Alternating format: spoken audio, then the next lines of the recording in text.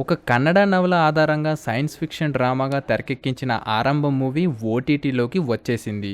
ETV win యాప్లో మే 23 నుండి streaming అవుతుంది ఈ మూవీ. మూవీ మెయిన్ ప్లాట్ వచ్చేసి time travel and deja vu effect base చేసుకొని విలేజ్ బ్యాక్డ్రాప్లో డ్రామాగా తీశారు.